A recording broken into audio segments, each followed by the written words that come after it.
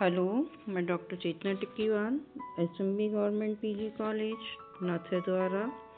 मैं पढ़ा रही थी एमए फाइनल का पेपर रस सिद्धांत। रस सिद्धांत में हमने जो पढ़ा उसमें भरत मुनि का हम अध्ययन कर रहे हैं।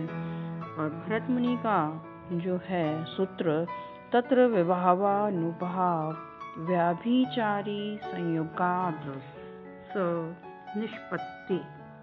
इसके अंतर्गत हमें 3 चीज देखने को मिली, भाव, विभाव और अनुभाव। विभाव जो व्यक्ति के हृदय में भावों को उदय करता है, अनुभाव जो आलंबन और उद्दीपन विभावों को उत्पन्न करता है, व्याभिचारी या संचारी जो स्थायी भाव के सहायक हैं और परिस्थिति के अनुसार घटते बढ़ते रहते हैं। इसी के साथ हमने ये बताया कि स्थायी भाव की जो संख्या है वो 8 है, जिसमें श्रृंगार, हास्य, करुण, वीर, रौद्र, भयानक, विभत्स, अद्भुत, ये 9 रस हैं। और 9वां जो बताया हमने वो है शांत रस या वात्सल्य से जुड़ा हुआ। इसी श्रेणी में आज हम आपको पढ़ाएंगे भरत मुनि का सिद्धांत रस विवेचन की प्रमुख विशेषताएं। रस की जो विशेषताएं भरत मुनि ने बताई हैं, इस संदर्भ में भरत मुनि का कहना है, रस आस्वाद नहीं आस्वाद्य है, अनुभूति नहीं अनुभूति का विषय है और यह नाटक का अनिवार्य तत्व है। यानी कि रस जो है वो हम अनुभव करते हैं, वो एक फीलिंग है। और जब हम नाटक देखने जाते हैं तो हमें रस की अनुभूति होती है। इसलिए रस जो है वो नाटक का अनिवार्य तत्व है। नाट्य रस भोजन रस के समान है। यानी कि नाटक से हमें जो आनंद मिलता है वो भोजन रस के समान है। जैसे स्थायी भाव जो है वो हमारा अन्न है और नाट्य सामग्री जो है वो हमारे व्यंजन हैं। इसी प्रकार उन्होंने बताया, स्थायी भाव रस नहीं है वरन वो रस के आधार हैं। जैसे अन्न रस नहीं है किंतु वो रस का आधार है। नायक नायिका मंच पर अभिनय द्वारा जो प्रस्तुत करते हैं, श्रृंगार रस का जो रूप धारण करते हैं वो रस है और उसकी अनुभूति दर्शक करता है। इसी प्रकार स्थायी भाव का अभिप्राय नायक के स्थायी भाव से है। रस कला का आस्वाद नहीं है, स्वयं कला या कलात्मक स्थिति है जो आस्वाद का विषय है। सामाजिक इसका आस्वाद रस रूप में नहीं वरन हर्षादि रूप में करता है। यानी कि हम नाटक देखने जाते हैं, हमें जो आनंद की अनुभूति है वो हमारा हर्ष है। तो सामाजिक इसका आस्वाद रस रूप में नहीं वरन हर्षादि रूप में करता है। फिर उन्होंने बताया, विभिन्न स्थायी भावों के अनुसार, यानी कि स्थायी भाव जो है उनके अनुसार आनंदमयी अनुभूति को ही इंगित करता है। यानी ए और बी, हम यहाँ इसमें 2 पार्ट रखते हैं।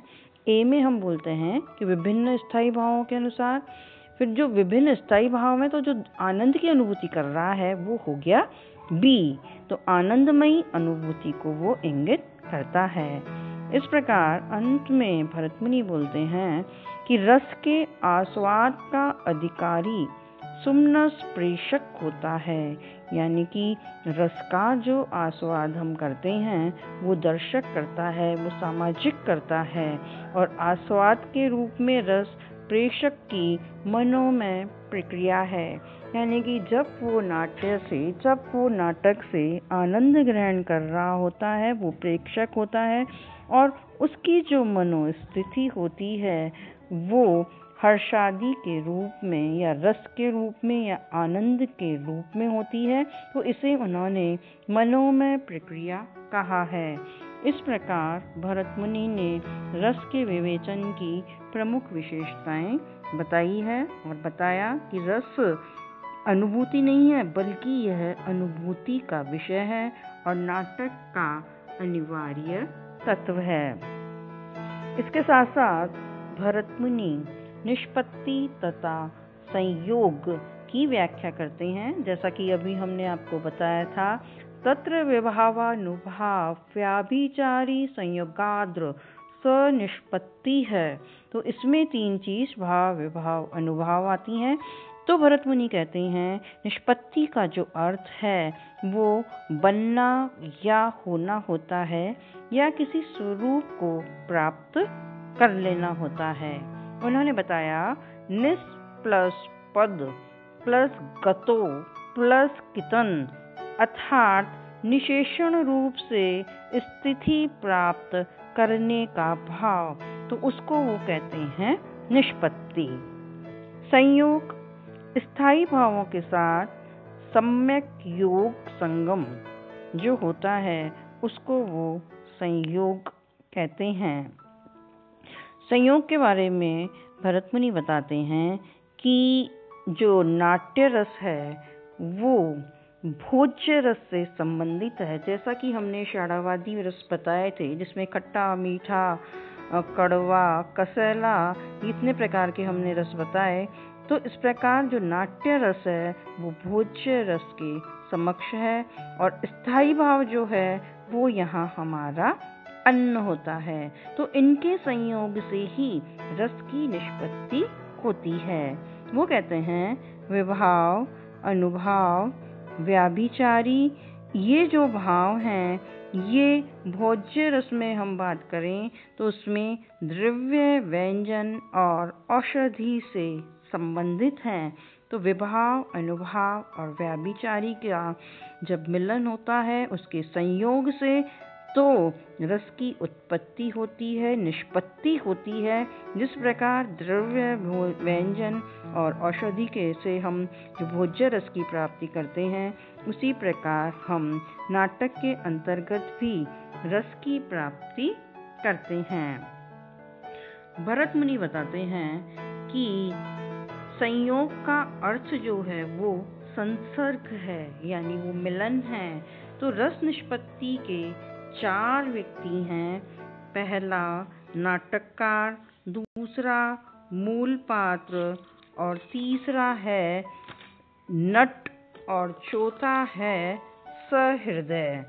तो भरत मुनि कहते हैं कि नाटककार, मूल पात्र, नट और सहृदय, भरत ने इनका आश्रय नट या रंगमंच माना है क्योंकि रंगमंच पर ही नाटककार जो है, अभिनेता जो है, नट जो है वो अभिनय करता है। क्योंकि विभावादि का संयोग रंगमंच पर होता है।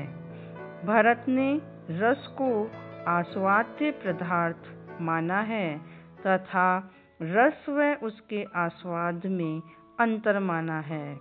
इस प्रकार नट के अनुभवों द्वारा, नट द्वारा प्रदर्शित स्थायी भाव ही रस है और यह रस रंगमंच पर स्थित है। इस प्रकार एक नाट्यगत निर्मिति या रचना है। तो हम कहते हैं कि नाटक जो है, नाट्यशास्त्र जो है, उसके माध्यम से भरत मुनि ने रस निष्पत्ति नाटक में मानी है।